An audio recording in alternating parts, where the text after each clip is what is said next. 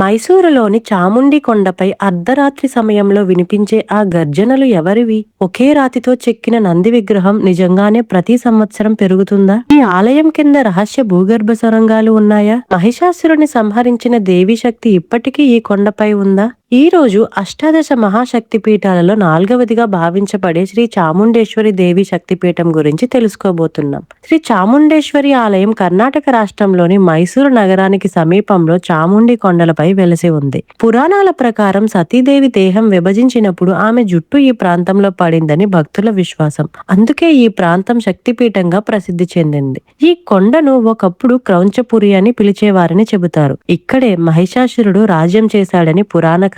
అతను దేవతలను, మానవులను, మహర్షులను హింసిస్తూ 3 లోకాలకు భయంకరంగా మారాడట. దేవతల ప్రార్థనతో ఆదిపరాశక్తి ఉగ్రరూపం ధరించి చాముండేశ్వరి దేవిగా అవతరించిందని చెబుతారు. మహిషాసురుడు ఎద్దుగా, సింహంగా, ఏనుగుగా భయంకర రాక్షస రూపాల్లో మారుతూ యుద్ధం చేశాడట. కానీ దేవి చాముండేశ్వరి తన త్రిశూలంతో అతన్ని సంహరించి మహిషాసుర మర్దినిగా ప్రసిద్ధి చెందింది. ఈ సంఘటన జరిగిన ప్రాంతమే తర్వాత మహిషూరుగా, ఆ తర్వాత మైసూరుగా మారిందని నమ్మకం. ఇప్పటికీ కొండపై నిలబడి ఉన్న భారీ మహిషాసురుడి విగ్రహం ఈ కథకు సాక్ష్యంలా కనిపిస్తుంది. సముద్ర మట్టానికి సుమారు 3300 నుంచి 3489 అడుగుల ఎత్తులో ఈ ఆలయం గంభీరంగా నిలబడి ఉంటుంది. మేఘాల మధ్య, పచ్చని కొండల మధ్య ఈ ఆలయానికి వెళ్లిన వారికి ఒక దైవిక అనుభూతి కలుగుతుందని చాలా మంది చెబుతారు. ఈ ఆలయ చరిత్ర కూడా చాలా గొప్పది. సుమారు 1000 సంవత్సరాల కంటే పాత చరిత్ర కలిగిన ఈ ఆలయాన్ని హోయసల రాజులు నిర్మించారని చెబుతారు.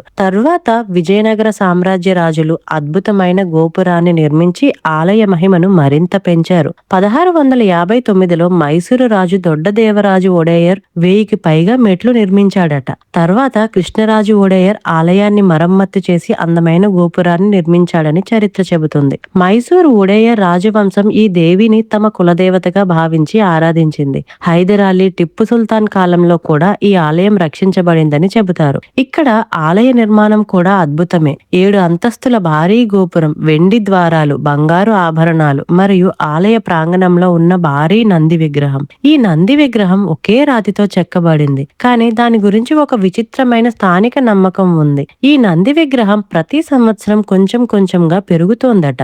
అందుకే పాతకాలంలో దాని చుట్టూ ఇనుప కడ్డీలు పెట్టారని కూడా కొందరు చెబుతారు. ఇది నిజమా, లేక కేవలం తరతరాలుగా వస్తున్న కథ మాత్రమేనా? ఇంకా ఆశ్చర్యకరమైన విషయం ఏమిటంటే ఈ ఆలయం కింద రహస్య భూగర్భ సొరంగాలు ఉన్నాయని చాలా మంది నమ్ముతారు. ఆ సొరంగాలు మైసూరు ప్యాలెస్ వరకు వెళ్లేవని, రాజులు యుద్ధ సమయాల్లో రహస్యంగా ప్రయాణించడానికి వాటిని ఉపయోగించేవారని చెబుతారు. కానీ ఇప్పటికీ ఆ సొరంగాల పూర్తి నిజం బయటపడలేదు. ప్రతి శక్తిపీఠానికి ఒక భైరవుడు రక్షకుడిగా ఉంటాడని తంత్ర సంప్రదాయం చెబుతుంది. ఇక్కడ చాముండేశ్వరి దేవికి రక్షకుడిగా మహాబలేశ్వరుడు కొలువై ఉన్నాడు. ఈ 2 ఆలయాల మధ్య ఒక అగోచర ఆధ్యాత్మిక అనుసంధానం ఉందని సాధకులు నమ్ముతారు. కొంతమంది ధ్యానం చేసేవారు ఏమని చెబుతారంటే ఈ కొండపై ధ్యానం చేస్తే శరీరంలో విద్యుత్ ప్రవాహంలా శక్తి అనిపిస్తుందని, గర్భగుడిలోకి వెళ్ళినప్పుడు కన్నీళ్లు వస్తాయని, శరీరం వణుకుతుందని, ఒక అగోచర శక్తి చుట్టుముడుతున్నట్టు అనిపిస్తుందని చెబుతారు. అర్ధరాత్రి సమయంలో కొండల్లో గర్జనలు వినిపిస్తాయని కూడా స్థానిక కథలు ఉన్నాయి.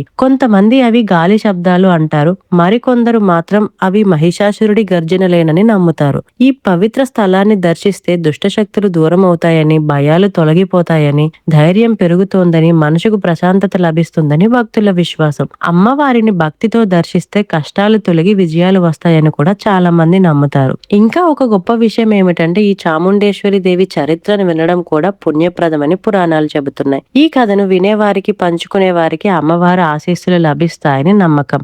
మరిన్ని ఇలాంటి దేవాలయ రహస్యాలు, పురాణ గాథలు తెలుసుకోవడానికి మన ఛానల్ ను సబ్స్క్రైబ్ చేయండి. ఈ వీడియోపై మీ అభిప్రాయం కామెంట్ చేయండి.